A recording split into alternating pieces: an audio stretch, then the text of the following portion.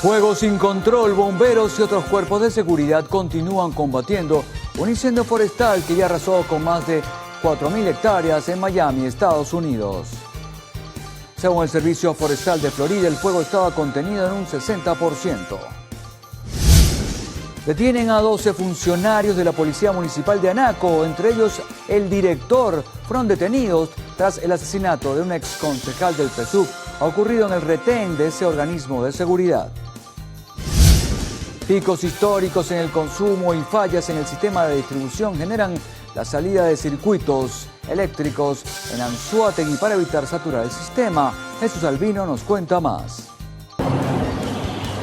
Normalmente la entidad debería consumir 900 megavatios, pero en las últimas semanas, producto de la reactivación económica, se han alcanzado puntos de 1.200, razón por la cual se aplica racionamientos de 4 horas de duración en los picos, donde hay mayor consumo para evitar sobresaturación del sistema y también para contribuir al Plan de Ahorro Energético Nacional, pues la cuota del Estado de Anzoátegui va de 50 a 200 megavatios diarios.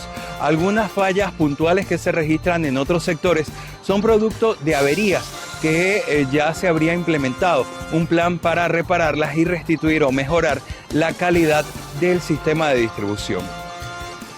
Ingenieros neoespartanos advierten sobre el riesgo de consumo de agua transportada en cisternas. Livia Miquilena con el adelanto. El aumento del suministro de agua a través de camiones cisternas ha llamado la atención del Colegio de Ingenieros del Estado Nueva Esparta en el sentido de la necesidad que se cumpla la normativa establecida respecto a la certificación de calidad del agua que transporta para asegurarse que la población no está en riesgo. Solicitan al Ministerio de Salud que informe si en efecto hay seguimiento. Gracias Lisbeth y Jesús. Hoy también en la emisión meridiana tendremos, con el fin de mejorar la conectividad aérea y las exportaciones de material energético, el encargado de negocio estadounidense sostuvo encuentro con autoridades nacionales del transporte. Un cementerio de buses, así terminó lo que en principio era una ambiciosa solución a la crisis de movilidad en Venezuela con la adquisición de cientos de unidades chinas. Venezuela tiene casi 70% de déficit de enfermeros en hospitales y centros asistenciales del país, según la Federación de Colegios Profesionales de la Enfermería.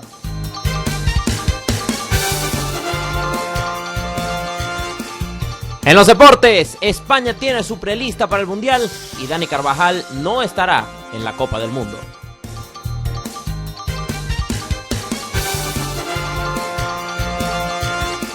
Hoy en lo actual les contaremos que Cristian Castro desmintió romance con la empresaria Victoria Kiune. Esto y más en minutos.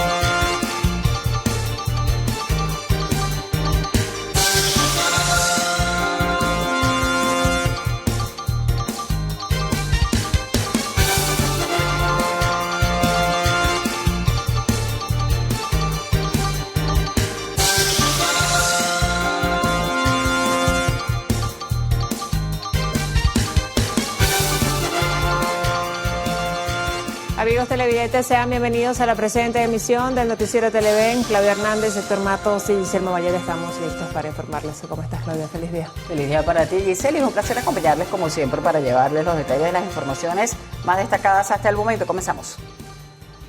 El director de la Policía Municipal de Anaco fue destituido junto a otros 11 funcionarios del cuerpo policial luego de que el exconcejal del PSUV, José Manuel García Sabino, fuese asesinado en el retén de ese organismo de seguridad. Susana Quijada nos tiene los detalles. Los 12 funcionarios de la Policía Municipal de Anaco, incluyendo al director de ese organismo, el comisario Pedro Parra, fueron detenidos en horas de la madrugada de este martes por funcionarios del Cuerpo de Investigaciones Científicas Penales y Criminalísticas, Delegación Municipal de Anaco.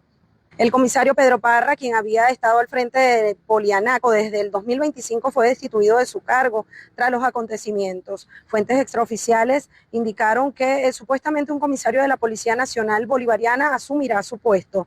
La Fiscalía 19 del Ministerio Público está a cargo de las investigaciones y se ha informado que los funcionarios detenidos estarán enfrentando cargos supuestamente por omisión al socorro, entre otros delitos. Además, 34 reclusos que compartían celda con el exconcejal del PSUV también están siendo procesados en relación con el caso.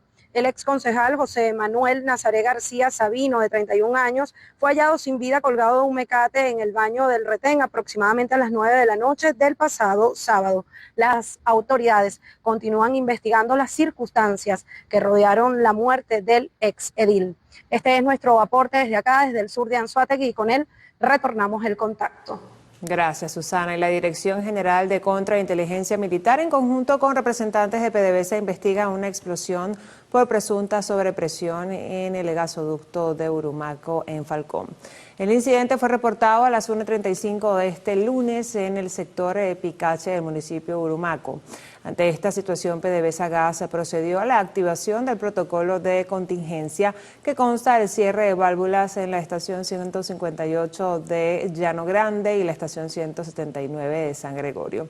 Protección Civil, efectivos de la Guardia Nacional y los bomberos del estado Falcón abordaron la zona tras los reportes de pobladores quienes describieron el estruendo de la fuga como el sonido de un avión volando a baja altura. Por medidas de seguridad fueron desalojadas a 6 personas de un total de 63 familias, mientras que el grupo de rescate Urumaco brindó apoyo en las labores. En la isla de Margarita, el Colegio de Ingenieros advierte sobre el riesgo de consumo de agua transportada por camiones cisterna, así como de los llenaderos de botellones de agua potable. Lisbeth Michelena nos amplía la información. Así es, el uso de camiones cisternas se ha incrementado en la entidad insular los últimos 2 meses debido al derrumbe del túnel trasvase del embalse Turimiquiri en el estado Sucre, que afectó directamente al servicio de agua acá en la isla. Ante este panorama, la exdirectora de la empresa hidrológica regional, ingeniera Beatriz Ávila, alertó sobre el control sanitario que estos camiones deben tener. Nuestro ministerio se encarga de la salud, ¿verdad? Debería, y eso está establecido en Gaceta, debe hacer muestreo del agua que se suministra en los parales. Debe hacer muestreo del agua que llevan los camiones cisternas en el. Entonces, en Nueva Esparta, ese seguimiento, ese control no se está haciendo, por lo cual es un riesgo sanitario grave. Cualquiera no puede tener un camión cisterna. El Ministerio de Sanidad debe certificar ese camión. Quiere decir que evalúa el material, cada cierto tiempo lo revisa para ver si tiene corrosión, si no tiene corrosión, si el material que tiene es el adecuado, es apto para consumo humano, al igual que las ventas de agua de recarga, esas que han proliferado por ahí. Eso requiere un control sanitario súper estricto.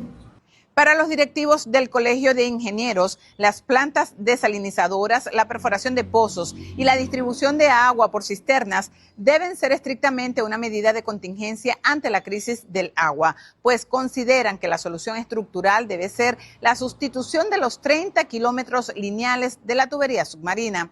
Con esta información retornamos el contacto a la ciudad de Caracas. Gracias, Lisbeth. Y picos históricos en el consumo y fallas en la red de distribución generan la salida de circuitos eléctricos en Anzoátegui para evitar la saturación del sistema. Además, la entidad contribuye con una cuota de 50 a 200 megavatios diarios al Plan de Ahorro Energético Nacional. Jesús Albino nos amplía esta información. Jesús.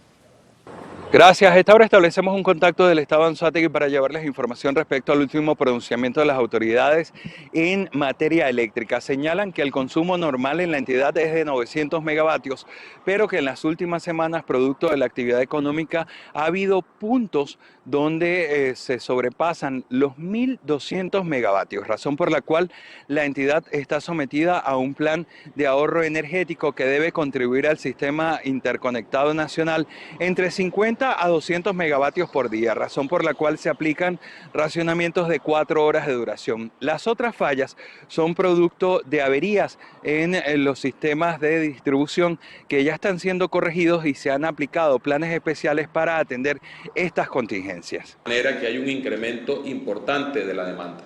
Hemos tenido incluso puntos pico de demanda en el transcurso de este año 2026, en semanas recientes ha alcanzado incluso hasta los casi 1.200 megavatios. Instan a la empresa privada a autogenerar energía, esto con el fin de evitar impactos negativos en el sistema de distribución regional.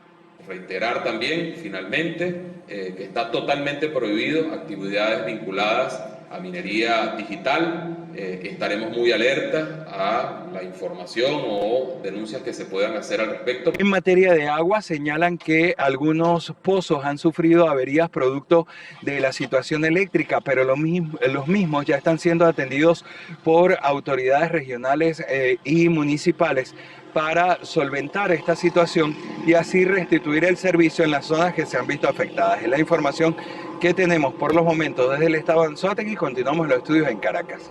Gracias, Jesús. Y el dirigente político Ángel Aristimuño introdujo un reclamo formal ante la Corporación Eléctrica Nacional en el estado Monagas para exigir soluciones inmediatas a la crisis energética que afecta a más de 50 sectores de la región. Los ciudadanos estamos siendo afectados por los cortes sin coordinación, tienen que salir de su rutina diaria para tratar de apalear la situación de estos largos apagones. Comenzaron por 4 horas, se extendió a 6 horas. Comenzaron por 4 horas y ya vamos por 8 horas. No hay un compromiso de solventar esta situación. Se habló de 45 días, ya vamos por más de 50 días sin luz en las distintas comunidades del municipio de Maturín y del estado Monagas, y por eso nosotros nos acercamos a las oficinas de Corpoelec para que le dé respuesta a los ciudadanos. Solicitó a las autoridades el restablecimiento del servicio eléctrico o la publicación de un cronograma que permita a la población tomar precauciones, así como manejar información con respecto a la situación energética que afecta al país. Que nos digan a nosotros, los ciudadanos de Maturín y de Monagas, qué está sucediendo, por qué no tienen capacidad de darnos servicio eléctrico a todas las comunidades de nuestro estado y por qué hay noches eternas donde más de 50 sectores padecen la crisis y estos cortes sin programación, sin articulación y sin compromiso de darle solución a la gente. Finalmente pidió respuestas positivas para las comunidades, señalando que actualmente no existe un ente que asuma la responsabilidad por los daños causados a los electrodomésticos de diversas familias de la región. Desde el estado Monagas, Lacey San Luis, Televen. Gracias, Lacey. Y 2 unidades de generación eléctrica del estado Carabobo serán incorporadas próximamente al sistema eléctrico nacional para aportar alrededor de 750 megavatios. Así lo dio a conocer el gobernador del estado Carabobo, Rafael Acaba. Hay 2 grandes máquinas generadoras que están en fase de entrar en operación, que son la máquina número 6 de Planta Centro, y esa máquina va a dar una gran tranquilidad al sistema interconectado nacional y sobre todo a las frecuencias del sistema en el centro del país. Después tenemos la máquina, la 12 de Pedro Camejo, que también tiene 150 megavatios a disposición del sistema interconectado nacional. El mandatario regional puntualizó que los constantes cortes eléctricos que se realizan en la entidad obedecen al alto consumo que hay actualmente. Estamos por encima de los 1.200, 1.300 megavatios. Somos el segundo estado de mayor consumo. Esa es una de las razones por las cuales Carabobo es uno de los estados más afectados del país en términos de administración de carga, porque tenemos un altísimo consumo, influenciado por varios factores. El primero, las temperaturas, y 2, hay muchas tomas ilegales que terminan recalentando los circuitos. La Cava destacó que también con la activación del Plan Cayapa han podido atender 548 fallas eléctricas, además de haber realizado labores de poda de unos 250 kilómetros de árboles que afectaban las redes de distribución de energía. Desde el estado Carabobo, Sandino Ignacio Yaguare, Televen. Este martes llegó a España el primer barco con crudo procedente de Venezuela como pago por el gas que Repsol produce en el activo de Cardón Cuarto en el Golfo del país. Según fuentes de la energética española, su arribo se produce después del acuerdo alcanzado con el gobierno venezolano en el marco de la licencia general emitida por la administración estadounidense. Este convenio, firmado el pasado 12 de marzo con las autoridades venezolanas y PDVSA, tiene como objetivo reforzar la estabilidad a largo plazo de la producción de gas en Cardón Cuarto y definir los mecanismos de pago, incluyendo la asignación progresiva de cargamentos de crudo. Y con el fin de mejorar la conectividad entre ambas naciones y las exportaciones de material energético, el encargado de negocios de Estados Unidos en Caracas, John Barrett, sostuvo un encuentro con la ministra de Transporte de Venezuela, Jacqueline Faría. En el encuentro se definieron puntos críticos en materia de aeropuertos y aerolíneas con el objetivo de abrir vuelos más frecuentes a destinos como Estados Unidos y el resto del mundo. Ambos funcionarios también conversaron sobre la posible adquisición de nuevas unidades de autobuses y el contacto directo con proveedores estadounidenses para la compra de repuestos especializados para el sistema Metro. La ministra Faría también señaló que se trabaja en la modernización de muelles para fortalecer las capacidades de intercambio y servicio postal. Además, pidió el cese de sanciones para avanzar con más eficiencia. Por su parte, el encargado de negocios estadounidense calificó como productiva la reunión.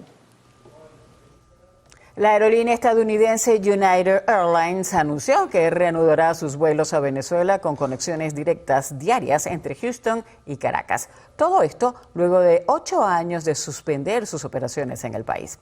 La reanudación de los vuelos tiene como fecha de inicio el 11 de agosto. El secretario de Transporte de Estados Unidos, Sean Duffy, afirmó que esta conexión en concreto será fundamental para transportar a los trabajadores del sector petrolero al país, mientras Estados Unidos y Venezuela colaboran para ampliar la producción y generar nuevas oportunidades económicas para ambas naciones. Antiguamente el partido político era el único canal entre el ciudadano y el poder. Hoy la digitalización y la horizontalidad de la información ha pulverizado ese monopolio. El ciudadano ya no necesita formar parte de una organización política para fiscalizar, opinar o movilizarse. Sin embargo, los partidos siguen intentando vender una intermediación que para muchos investigadores la tecnología ya hizo obsoleta. En el mundo, los partidos tradicionales funcionan como corporaciones pesadas, requieren de financiamientos masivos, sedes físicas y jerarquías rígidas. Esa estructura los obliga a priorizar su propia supervivencia financiera y cuotas de poder interno por encima de la resolución de problemas reales. Se vuelven un fin en sí mismos, no un medio para un país. Mientras las sociedades globalizadas se mueven a una velocidad de ejecución técnica, los partidos suelen quedar atrapados en debates ideológicos antiguos. La ciudadanía actual, más pragmática, demanda eficiencia y resultados, mientras que el partido tradicional ofrece discurso y liturgia. Sin embargo, su peso muerto no significa que hayan desaparecido. Siguen controlando la maquinaria electoral y el acceso legal al poder en la mayoría de las democracias. El vacío que dejan no siempre es llenado por algo mejor. A menudo es ocupado por personalismos o populismos, que aunque son más ligeros y rápidos, carecen de la institucionalidad necesaria para gobernar a largo plazo. Analistas coinciden en que son estructuras que no han sabido evolucionar de la política de masas a la política de individuos. Antes de la pausa le damos la bienvenida a Albanis Saray. Que ya está lista para darnos un adelanto de lo actual. Buenas tardes, Albanis. Feliz tarde para toda Venezuela. En un adelanto de lo actual les contamos que Michael se convierte en la segunda película biográfica más taquillera de todos los tiempos. El biopic ha alcanzado un hito importante en su desempeño en taquilla global tras 3 semanas en cartelera. De acuerdo con información publicada por Deadline, el lunes 11 de mayo. La película ha recaudado $577 millones a nivel mundial desde su estreno en salas comerciales. El total incluye $240.4 millones en el mercado doméstico y $336.88 millones en mercados internacionales. Por su parte, la película sobre la vida de Freddie Mercury y la banda Queen se mantiene como la película biográfica más taquillera de todos los tiempos a nivel mundial. No es para menos. Estará una biopic muy esperada por todos los fanáticos de Michael Jackson. Y bueno, creo que la hija se pronunció al respecto y comentó que tenía, digamos, la inspiración, pero que no todo lo que se veía allí era cierto. Aquí en Venezuela estamos, yo sé que muchas personas ya la han visto, yo no la he visto, así que estamos Yo tampoco, a la espera. vamos juntas. Vamos juntas a verla. Gracias, Álvarez, por este adelanto de lo actual. Tenemos que cumplir con nuestra primera pausa en la presente edición del noticiero. Al regreso, más información de interés, el fondo de lo que sucedió con los autobuses chinos adquiridos por el gobierno nacional. Este es un reporte.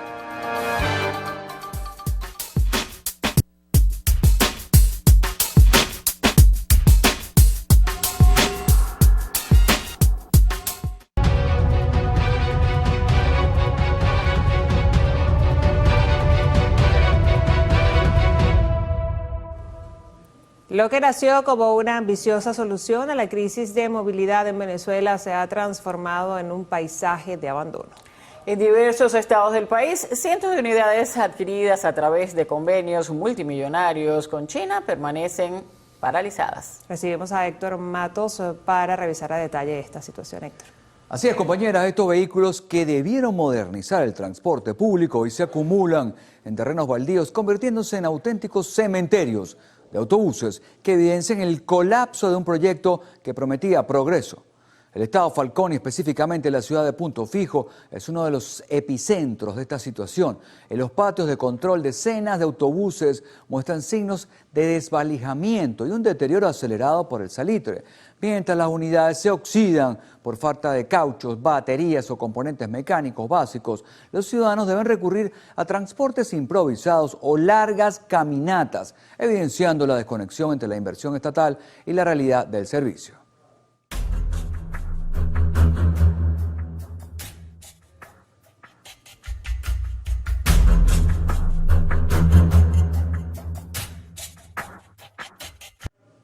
Y es que ante la falta de presupuesto y una cadena de suministros eficiente, el sistema cayó en una práctica destructiva, el canibalismo de piezas. Para mantener una unidad operativa se desmantelaba otros 2 o 3. Esta lógica de mantenimiento reactivo, sumada a las ausencias de políticas preventivas y tarifas que no cubren los costos operativos, ha sentenciado la muerte de más del 50% de la flota en varias regiones, convirtiendo activos nuevos en chatarras en menos de una década. ¿Cómo están operando actualmente los autobuses chinos en Venezuela? Vamos a realizar de inmediato un recorrido con nuestros corresponsales en diversas regiones del país para conocer su operatividad. Sí, fue en el año 2013 que llegaron 50 autobuses al estado Cojedes, específicamente a la ciudad de San Carlos, a través de la empresa Bustaguanes. También fueron enviadas otras unidades a los centros universitarios. Sin embargo, estos autobuses fueron inhabilitados ante la falta de mantenimiento de los mismos. Actualmente solo opera el 10% de estas unidades a través de la empresa Sitsa, con rutas especiales en temporadas altas y una ruta permanente hasta la ciudad de Tinaquillo. El resto de las unidades permanece abandonadas ante la inminente falta de transporte público en la entidad. A través del convenio China-Venezuela se conoció que en el año 2014 llegaron al Zulia aproximadamente 300 unidades, estos buses Yutong de color rojo. En la actualidad se desconoce la cantidad de ellos que están en pleno funcionamiento hasta el día de hoy, pero la mayoría de ellos están en evidente deterioro en la parte posterior, en un terreno que está en el metro de la ciudad de Maracaibo. El sistema bus de transporte rápido Batalla de San Félix fue inaugurado por las autoridades gubernamentales en el año 2015. El proyecto llegó con la promesa de movilizar a más de 100.000 pasajeros diarios entre San Félix y Puerto Ordaz y así terminar con los problemas de transporte público en la ciudad. Sin embargo, a partir del año 2020 el sistema entró en decadencia y según reportes de usuarios, en la actualidad no funciona. La situación del transporte público en el estado Lara se mantiene crítica, con una caída de casi el 40% en el número de busetas operativas en el sector privado y un porcentaje indeterminado en el transporte gubernamental. Sin embargo, Transbarca, el sistema de transporte masivo de Barquisimeto, ha consolidado la reactivación y mantenimiento de su flota de autobuses, esto para mejorar la movilidad de acuerdo a información extraoficial. Se estima que Transbarca opera diariamente con una flota que permite realizar un promedio de 800 viajes quincenalmente. Recientemente se han incorporado unidades recuperadas para cubrir rutas críticas como la de Barquisimeto-Carora y servicios hacia la zona norte de la ciudad.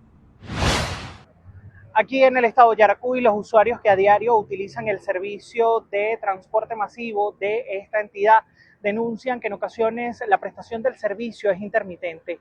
Piden además a la directiva de Bus Yaracuy la incorporación de mayor número de unidades para que presten sus servicios hacia los municipios que tiene esta región del país. ¿Qué opinan los usuarios sobre esta situación? Escuchemos. Bueno, son 2 horas y media. Y bastante, porque si se hubiese más autobuses, hubiese más, como irse más rápido, llegar más rápido a la casa, más que en San Felipe, y a veces no hay carro hasta tarde. O sea, pasan cada media hora, a veces te tardan 1 hora, a veces 1h30, tarda demasiado. Y lo otro son las paradas, que están en muy malas condiciones, malísimas. El servicio no es malo, pero le falta mucho todavía para cubrir las necesidades. El trayecto es largo y aquí se espera mucho, y como pueden ver, aquí no hay una parada adecuada para uno esperar tanto tiempo de que lleguen. Pero, ¿qué ha fallado en este servicio? La tecnología, la capacitación que tendrían que tener técnicamente para dar el mantenimiento a esas unidades, por una u otra causa, falló, no se les dio continuidad, y hay muchas de esas unidades tuvieron que desincorporarse para poder permitir básicamente que se debilitara el transporte como tal. Recientemente el gobierno nacional anunció acciones orientadas a solucionar esta problemática. Escuchemos. Venimos a repotenciar esta gran posibilidad que es la empresa Yutong. Es la salida de nuevas unidades, la reparación de las unidades que están ahorita operativas y la recuperación de estas unidades que hoy están estacionadas por ahí. Aquí está el equipo del Ministerio del Poder Popular para el Transporte para que eso comience a funcionar con la fuerza que requiere la patria. Pero ¿cuál sería la solución a esta problemática? Primero hay que hacer un diagnóstico, seguidamente comprobar que las rutas actuales, el diseño de las rutas actuales que funciona, si verdaderamente está siendo operativamente real. ¿En qué aspecto? Tienen que hacer ahora esa evaluación, si las rutas, su longitud de recorrido, su tiempo de espera, la cantidad de unidades, si de verdad son microbuses o son buses, cómo es el comportamiento de la vía, cómo es las señales que necesita. Necesitamos hacer toda esa evaluación. Después del diagnóstico, hacer una evaluación y luego hacer una reorganización. El panorama de estos autobuses bien podría ser el reflejo de una política de transporte que priorizó la compra de equipos sobre la sostenibilidad del sistema. Hoy esta situación la paga el ciudadano de a pie en las paradas. Mientras no exista una reestructuración profunda y transparencia en la gestión de estos recursos, los buses seguirán estando en cementerios de hierro.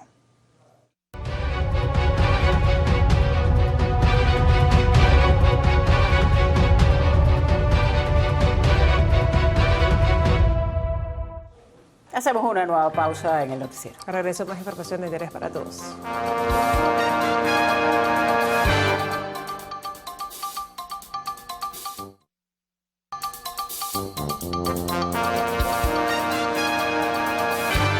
En el estado Táchira se generó alarma en 2 instituciones educativas por anuncios de violencia escritos en los baños. Autoridades educativas regionales identificaron los casos como retos virales. Llaman a padres y representantes a vigilar a los niños y jóvenes en el uso de redes sociales. Todo comenzó con 12 casos que se presentaron en un colegio privado y un liceo público, donde las paredes de algunos baños fueron utilizadas para dejar mensajes de violencia armada en contra de profesores. Al ser detectado, las instituciones educativas informaron a los organismos de seguridad, quienes junto a las autoridades educativas investigaron y concluyeron que se trató de retos virales. Eso viene de los países de Latinoamérica y lo han fomentado para llevarlo actualmente con los jóvenes adolescentes, sobre todo se ha llevado en los alumnos de 4º y 5º año. La Autoridad Única de Educación en la entidad dijo que hasta ahora, afortunadamente, los retos han quedado solo en mensajes amenazantes. Llama a padres y representantes a controlar las horas de los niños y adolescentes ante las redes sociales. Nosotros muchas veces no supervisamos a nuestros hijos y el niño o la niña pasa hasta medianoche con el teléfono.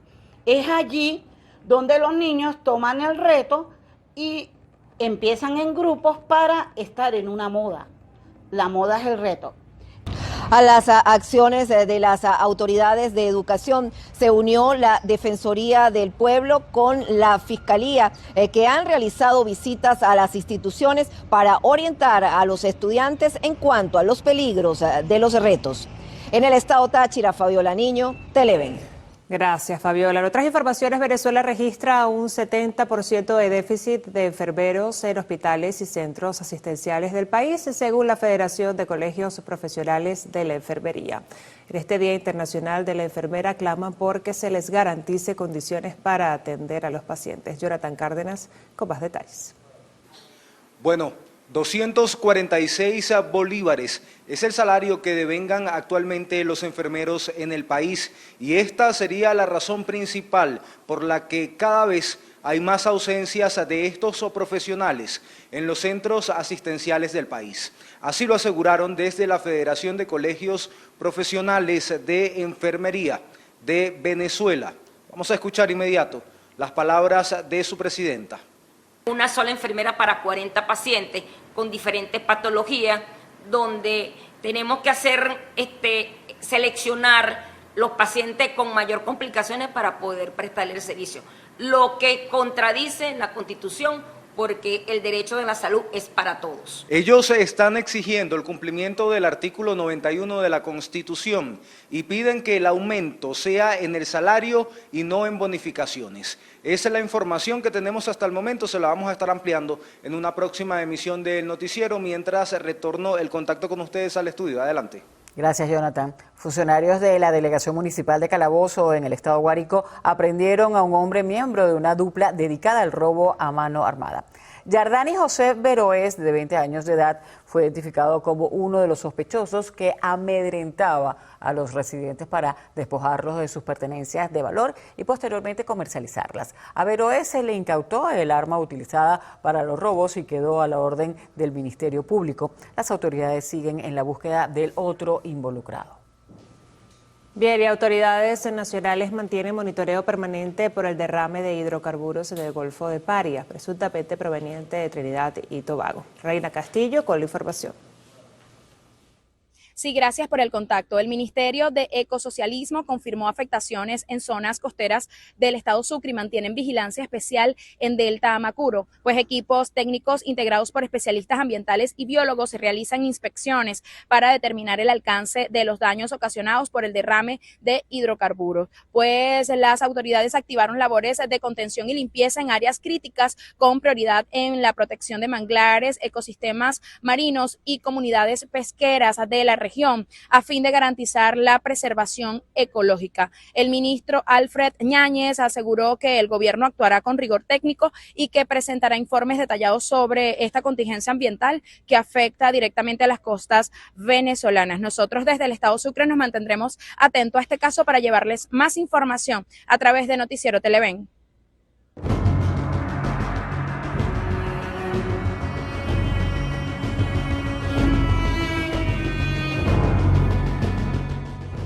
¿Ha sentido alguna vez que la envidia en su lugar de empleo va más allá del sentimiento personal que tiene un compañero?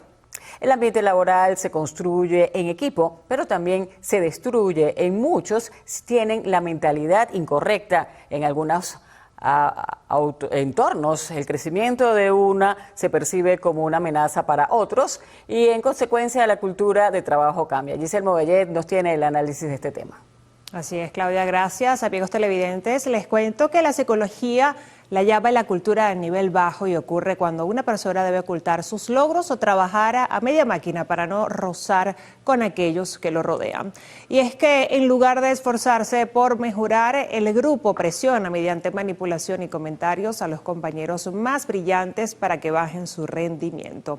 Es un sabotaje silencioso que se traduce en retención de información, falta de colaboración y críticas por la espalda.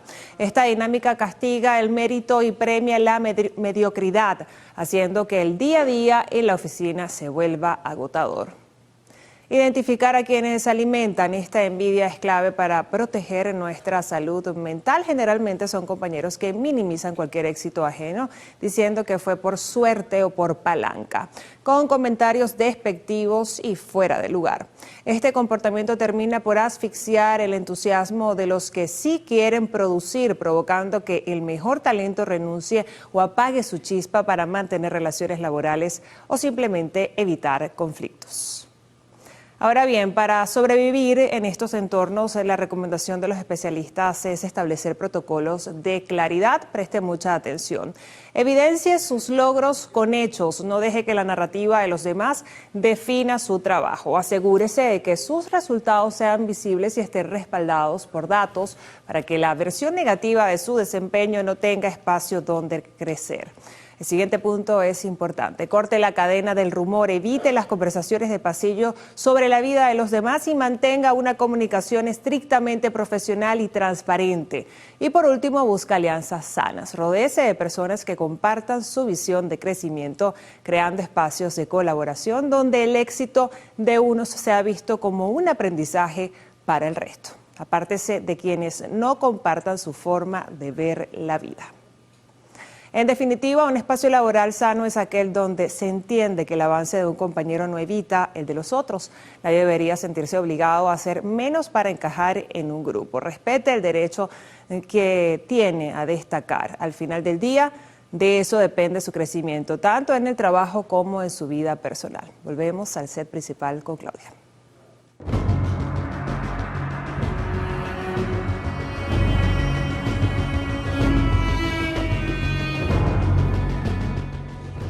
Hacemos una nueva pausa en la presente emisión del noticiero.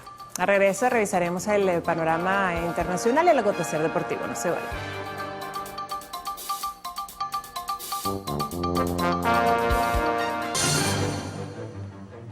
Amigos, en Estados Unidos continúan los esfuerzos para contener un incendio que ha arrasado ya más de 4.000 hectáreas en el oeste de los condados de Miami-Dade y Broward.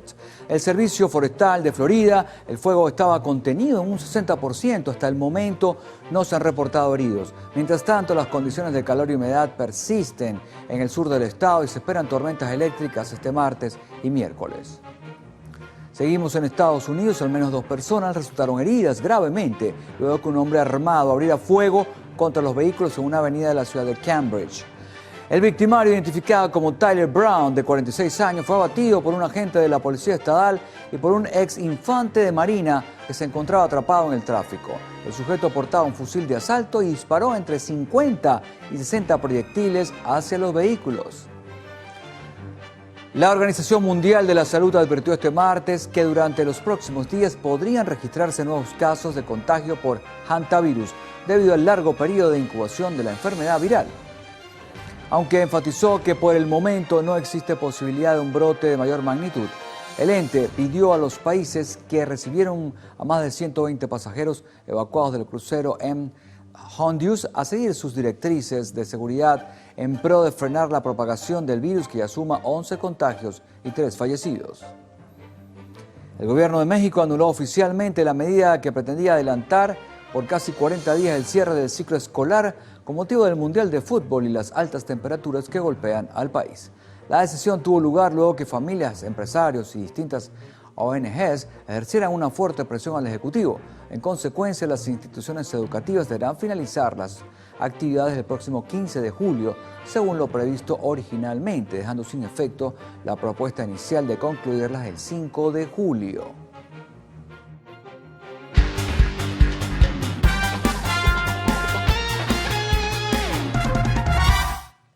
Feliz día, amigos televidentes, les saluda Alejandro Parra y vamos a iniciar con nuestro repaso de la información deportiva. Falta un mes para el Mundial de la FIFA y hoy faltan 30 días justamente para el inicio de la fiesta más grande del fútbol mundial. Seguimos hablando del Mundial porque se dio a conocer la prelista de la selección española de fútbol para este Mundial del 2026. La FIFA ya tiene en su poder la prelista vinculante de máximo de 55 futbolistas que ha armado la selección española. Es importante conocer que de los nombres de esta lista final de 26 saldrán justamente de esos 55. Se confirmó la presencia en la Furia Roja de algunos indispensables para Luis de la Fuente, como Rodri, Nico Williams, Lamine Yamal, Mikel Oyarzabal, Pedri, entre otras figuras. Algunos jugadores que aún están en duda fueron incluidos, como Eric García, Pau Torres y Víctor Gómez. Y se deberá esperar a las siguientes semanas para conocer quiénes serán los 26 definitivos para la cita mundialista. Uno de los ausentes más importantes es Dani Carvajal, que se quedó fuera de la selección tras quedar campeón de la Euro 2024. Nos vamos ahora a la selección de Brasil, y es que Estevao quedó fuera definitivamente del Mundial al no estar presente en la lista de su selección.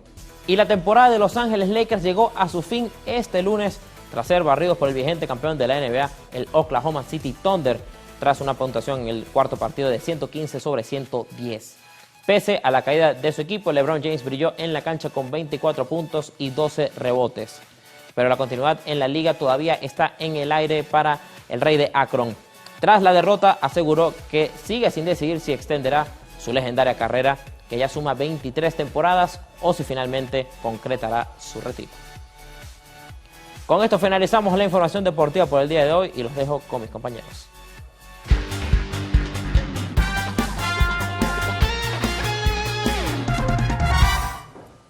Bueno, antes de irnos a la pausa, tenemos una información de último minuto, un comunicado de la Asamblea Nacional de la República Bolivariana de Venezuela. En ejercicio de sus atribuciones de control y fiscalización consagradas en la Constitución, manifiesta al país su respaldo absoluto e incondicional al inicio de las investigaciones exhaustivas anunciadas por el Ministerio Público el pasado 7 de mayo de 2026, así como las acciones emprendidas por las instituciones del Estado venezolano referentes al caso del ciudadano Víctor Hugo Quero Navas, y expresa sus sentidas condolencias a sus familiares, en especial a su madre, la señora Carmen Navas. La Asamblea Nacional considera que la investigación penal esclarecerá las circunstancias y hechos que rodearon la situación de salud y posterior deceso bajo custodia de Víctor Quero, y de esta manera expresamos nuestra confianza en las instituciones del Estado venezolano para que la justicia prevalezca, reafirmando así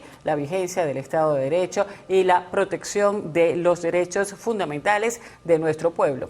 La Asamblea Nacional mantendrá seguimiento permanente sobre el desarrollo de este caso en el marco de la cooperación entre poderes públicos consagrados en el artículo 126 o 136 de la Constitución de la República Bolivariana de Venezuela, para asegurar que prevalezca el Estado democrático y social de derecho y de justicia. Con esta información es momento de hacer nuestra última pausa en el noticiero. Al regreso, lo mejor de la farándula y de espectáculo nocturno.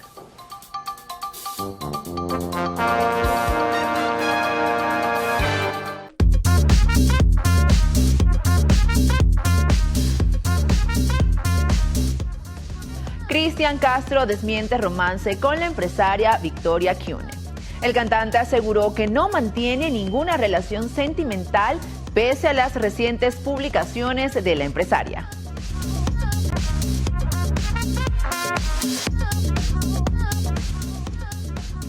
Hola, ¿qué tal amigos? Feliz tarde, yo soy Elvanis Aray y los estaré acompañando en nuestro acostumbrado recorrido por las noticias del entretenimiento. Cristian Castro sorprendió al desmentir el supuesto romance que recientemente presumió en redes sociales la empresaria regiomontana Victoria Kiune, asegurando que actualmente está completamente soltero y atravesando una etapa complicada en el amor. Hace apenas unas semanas, Victoria compartió imágenes y mensajes que hacían pensar que había iniciado una relación sentimental con Cristian Castro. Sin embargo, ahora fue el propio cantante quien aclaró la situación y aseguró que entre ellos solo existe una amistad y una relación profesional. Anaí sufrió una aparatosa caída. La reconocida cantante mexicana desató preocupación entre sus seguidores al publicar a través de su cuenta oficial de Instagram un impactante video donde sufre un accidente mientras realizaba ejercicios de equilibrio y suspensión, los cuales ella misma describió como artes circenses peligrosas. La ex integrante de RBD también compartió la imagen de una radiografía de su columna cervical, con la que afirmó que pese a lo aparatoso que fue la caída, se encuentra en perfecto estado de salud y que todo quedó en un susto. La directora del Diario de una Princesa revela detalles de la trama para la tercera entrega. Anne Hathaway volverá a interpretar a Mia Thermopolis en el Diario de la Princesa 3, la nueva entrega de la franquicia cinematográfica iniciada en 2001. El proyecto será dirigido por Adele Lim, quien recientemente ofreció detalles sobre el desarrollo de la película durante la alfombra roja de la Gold Gala.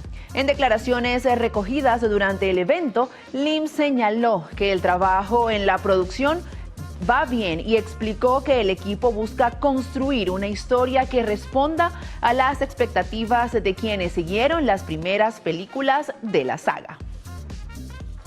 Amigos actuales, finalizamos las informaciones por el mediodía de hoy. Vuelvo al set principal con mis compañeros. Gracias, Albaniz. Y así finalizamos esta emisión del Noticiero Televen. Los invitamos a continuar con más de nuestra programación esta mañana.